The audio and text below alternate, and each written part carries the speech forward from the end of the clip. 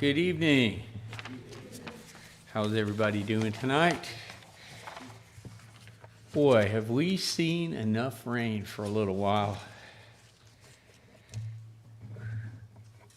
We're actually, Diane and I are going camping next week, and I mean, we fell right in the saddle of what looks like some good weather.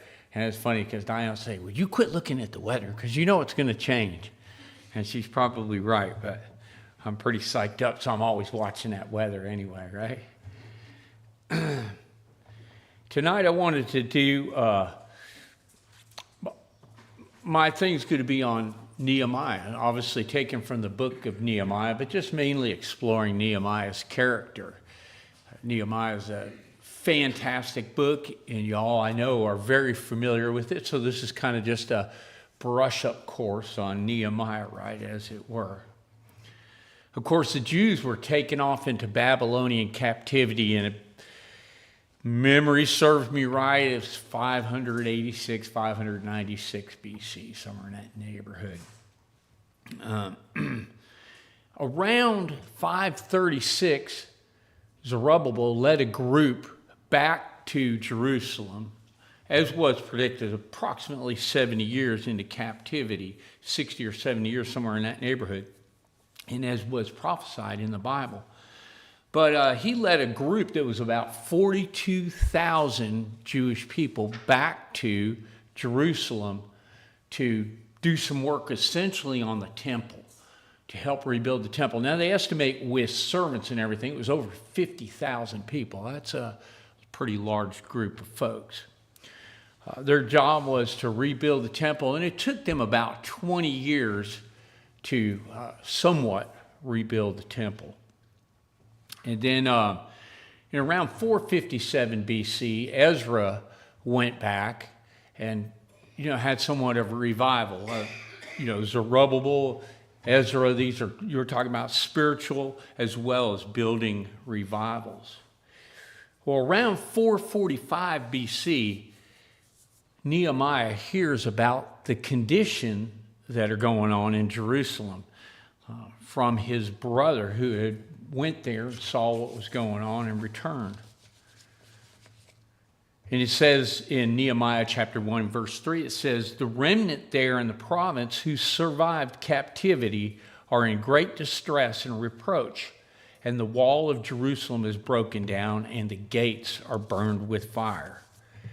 Yeah, it's hard to kind of get this picture in your mind, but as you can imagine, not only were the walls broken down in Jerusalem, but any gates, any entries into the city, those gates were completely destroyed by fire. And so people could wander in and out at will. When Nehemiah heard about this, he knew that it was time for him to act. Okay, now imagine he's probably 700 miles away, and he can just get a picture in his mind of what this is like and what kind of calamity that the people are in. As we know, Nehemiah held a high position. He was the cupbearer to the king, and obviously we know what the cupbearer did to an extent. I'm not a cupbearer, but he obviously did the wine testing, right? Tasted the wine, probably made sure it was fit for the king. And then above and beyond that, if he didn't die drinking the wine, very important before you serve it to the king. So, of course, hearing about the condition of Jerusalem, it says in the book of Nehemiah that he wept and he prayed. You've got to read this prayer. It's so fantastic, it's so fulfilling, but it just reminds me of how shallow my prayer life is. It really does. Nehemiah really digs into his prayer. And one of the beautiful things that I find about both Nehemiah and Daniel is the first thing they do is they confess their sins. I confess my sins before you, God. But beyond that, he confesses the sins of his people, which we know is what drove them into captivity, right? They had their God of heaven, the God of heaven, and they just completely fell away and were given unto idols and all kinds of different things, to the point where God said he took his hedge away from them, and eventually his hedge of protection, and eventually they were captured by the Babylonians. But in the prayer, which, by the way, he's going to approach the king, as we know. This apparently is about a 4-month period of time from when he finds out about, and this is something I didn't realize until recently, it's about a 4-month period of time when he finds out about the calamity going on in Jerusalem and then actually approaches the king. Before he approaches the king, though, he asks God for prayers to give him favor in sight of the king. As he goes before the king senses that something is wrong, and he says something to him. I'm just going to paraphrase here. What's the matter? Seeing that you aren't sick or anything. And that's kind of the way I take it out of there. But it says right there that Nehemiah was very afraid when the king picked up on what he was really wanting him to pick up on, right? He became afraid. And why? Well, we know, as in the book of Esther, if you approach the king and the king didn't want to talk to you, you could have your head cut off or whatever, be executed. Another thing is, you didn't bring your problems before the king. Your job was to serve the king. It wasn't for the king to be of service to you. But that's essentially what Nehemiah was hoping for and praying for, those 4 months of fasting and praying. In Nehemiah chapter 2 and verse 6, I wanted to read a little passage. It says that, then the king said to me, the queen sitting beside him, how long will your journey be, and when will you return? So it pleased the king to send me, and I gave him a definite time. But I wanted to go back to the very beginning of that. It said, then the king said to me, the queen sitting beside him. Some folks have speculated that this queen might have very well been Esther. But of course, as many that speculate that it was Esther, others speculate, no, it was Esther came a little bit later. So you have just a 50-50 cadre of people saying one way or the other. Either way, it's pretty interesting to note that Esther is right in there, not too far along. So this is pretty interesting. To me, it was anyway. Never one to lose my spot. Hold on 1 second.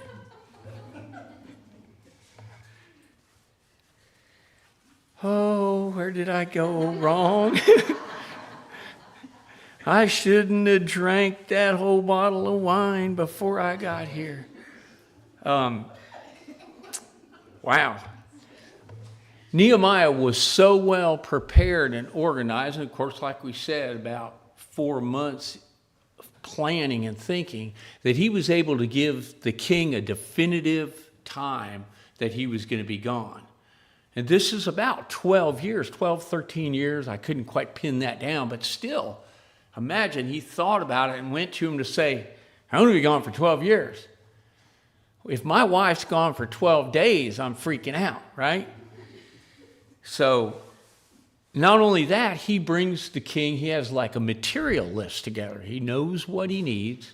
And the other requirement was, would you please give me some letters? Because unlike Ezra, he wasn't just going to truck through these different lands without letters to tell the governors, hey, this guy comes from the king. He's on a mission from the king. So he gets himself some letters.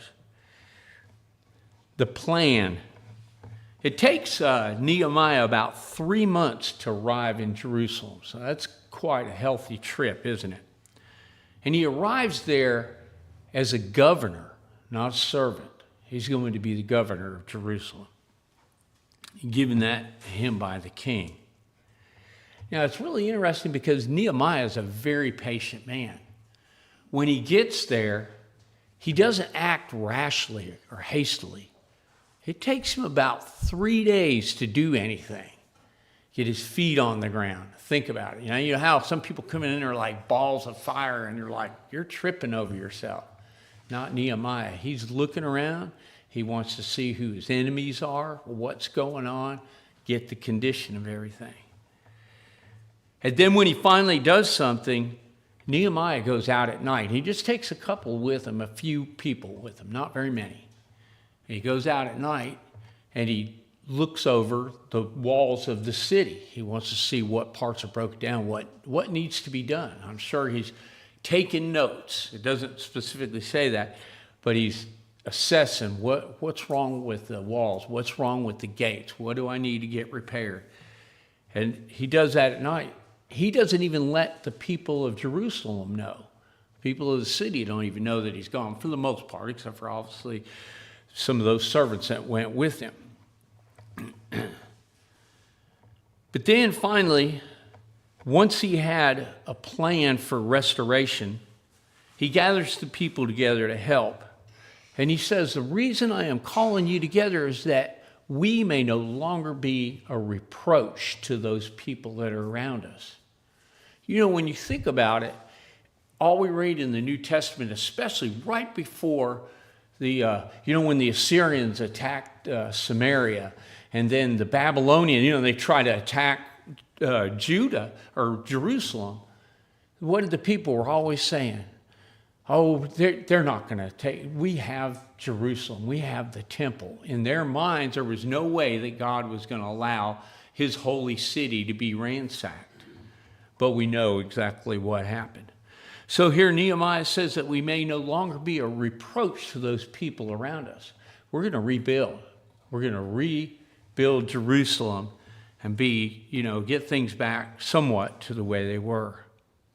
He so inspired the people of Israel, or the Jews, I should say, said, let us rise up and build. They caught fire. He was a man that could get you to do things.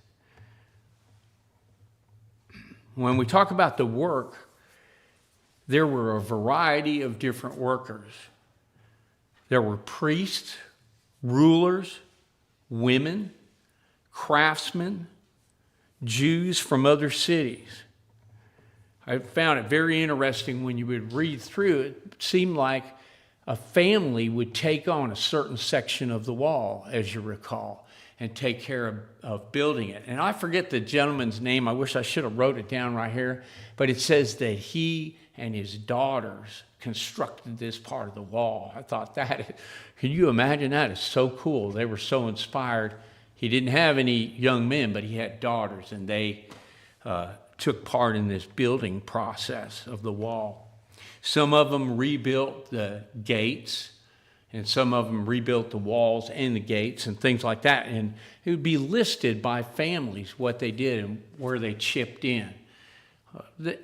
This kind of thing just inspires you, and inspires us here at Greenback as we, work together to help the congregation to grow. We've all got parts to do, and I notice almost everybody chips in here. It's such an awesome thing to be counted among you working. As I said, each family's name is honored in God's word by the sections of walls that they completed and so forth. The Bible says that the people had a mind to work. When Nehemiah went down there, he inspired the people. They got fired up, and it says that they had a mind to work. And at this point, they only got the walls half as high, if I understand the Bible correctly, as what they originally were. But that still was quite some feat. Something to keep knuckleheads out for sure. Ridicule. We've all heard of Sanballat. Sanballat was a Samaritan official, I should say. And it says that he was furious and he mocked the Jews. One of the things that he called them feeble Jews. They were weak and they wouldn't be able to build this wall. It was when they first started building it. But as things started coming together, he wouldn't think the same. Tobiah, who was an Amorite, it says that, this is a pretty funny quote. Like if you ever want to get on somebody, you could get them this way. It says, even what they're building, if a fox would jump on it, he would break their stone wall down. So Tobiah was kind of a comedian, wasn't he? And you ever notice that success breeds anger? When you see somebody is actually starting to do something, starting to make things happen, people become jealous, right? And this is the case with Sanballat. And here's what it says. It says, now when Sanballat, this is in Nehemiah 4, chapter 7, Tobiah, the Arabs, and the Ammonites and Ashdodites heard that the repair of the walls of Jerusalem went on and that the breaches began to close, they were very angry. And all of them conspired together, come and fight against us, or come and fight against Jerusalem and cause a disturbance in it. So they figured what we better do right now, if we're going to stop these people, is let's go ahead and put an army together and go down there and fight them. But then it was found out by Nehemiah, who then, as we remember the story, they would work on the wall, they said, with a tool in one hand and a sword or a spear in the other. The people were committed to doing what they were going to do, and they weren't going to be turned away. Later on in the book of Nehemiah, Nehemiah has to confront some of the nobles there in Jerusalem.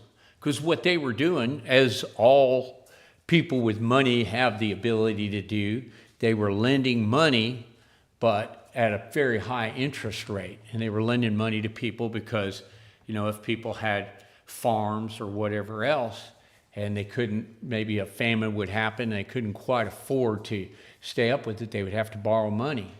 And it said that they would borrow money, but at this high interest rate, to the point where they were having to enslave their daughters to pay for it or give their lands up. Wouldn't that be a terrible thing? You work all that time for your land and then you end up having to give it up.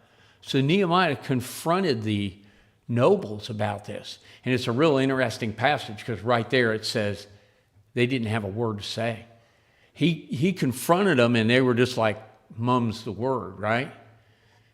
And he said, look, I've been here as a governor and I'm not taking the governor's fee. I'm not eating governor's food.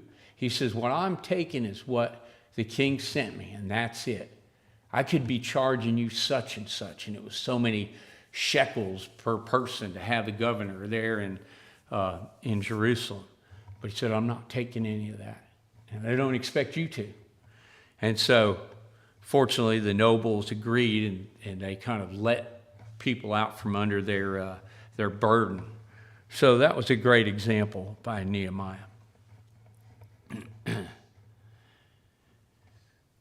Mainly, I did this little story on Nehemiah. There's so much more to the book. I just wanted to remind you of some of the words I wrote down about Nehemiah's character. He was a cheerful worker. And the reason I'm saying it, how do you know he was a cheerful person? Because the king picked up on the fact that he was sad, right? If you're around people that are hanging their head all the time, you don't know if they're sad or they're happy, right? But he obviously was a very cheerful kind of person. And the king picked up on the fact that he wasn't doing, very happy. He was a man of prayer. We talked about that prayer. I encourage anybody to go read his prayer in the first chapter of Nehemiah. It's a wonderful prayer. And like I said, it just reminds me how short my prayer life is. Inept might be a better word. He's one who takes action. He saw the problem. And even though he was 700 miles away, he knew there was a way that he could solve that problem. And a problem solver. It's interesting because I've been around the building business pretty much for most of my life. And people that don't sit back and take the time to assess what they have to do, they always seem to mess something up. It's always worth taking the time, looking things over, getting a plan of action, and then going to it. And he was an organizer, as we could tell, because he helped to organize people and figure out what needed to be done. And at the end here, I wrote that he was an honorable man who loves God. Nehemiah had an honorable character as shown by not only all that he did for the people, but him not taking any money to be the governor and so forth. He could have waltzed in there and just pushed his weight around, but that wasn't the kind of character that he was. I hope you all enjoyed that reload on Nehemiah. Great book. I love it. I love the man and his character. If there's anybody here that has studied the Word and they know what they need to do, enter the watery graves of baptism and raise unto a newness of life. The water's there. There's nothing to wait for. It's time to do it. If there's somebody here that just needs the prayers of the congregation, please come forward as we stand together and sing. A great physician now is in